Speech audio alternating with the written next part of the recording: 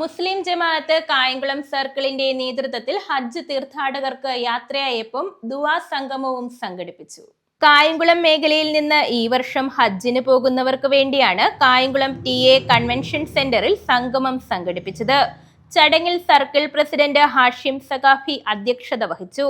സമസ്ത കേന്ദ്ര മുശാവറ അംഗം A ത്വാഹ മുസ്ലിയാർ മുഖ്യപ്രഭാഷണം നടത്തി. ഈ വർഷം വിശുദ്ധ ഹജ്ജ് കർമ്മം നിർവഹിക്കാൻ അനുമതി ലഭിച്ച ഹാജിമാർക്ക് വേണ്ടിയുള്ള ഒരു ഹ്രസ്വമായ ദുആ സമ്മേളനമാണ് ഇത് സംഘടിപ്പിച്ചിരിക്കുന്നത്. ഹജ്ജിനെ സംബന്ധിച്ച് വിശദമായി സംസാരിക്കാനുള്ള സാഹചര്യമല്ല, അതിൻ്റെ ആവശ്യവും ഇപ്പോൾ ഇല്ല. കാരണം ഹജ്ജിനെക്കുറിച്ച് ഏതാണ്ട് ആലോചിക്കുമ്പോൾ തന്നെ ഹജ്ജിൻ്റെ ക്ലാസ്സുകളിലും മറ്റു പല രീതിയിലും ഹജ്ജിനെ സംബന്ധിച്ച് പഠിക്കാൻ ശ്രമിക്കുകയും പഠിക്കുകയും ചെയ്തവരാണ് കൂടുതൽ ആളുകൾ. Kerala Muslim Jamaath zone president Nisar Saqafi, SYS zone president Imamuddeen Saqafi, Naisam Saqafi തുടങ്ങിയവർ പ്രസംഗിച്ചു. സയ്യിദ് ഹുസൈൻ ചാലിശ്ശേരി തങ്ങൾ ദുആ മജ്ലിസിന് നേതൃത്വം നൽകി. News bureau, Kayamkulam.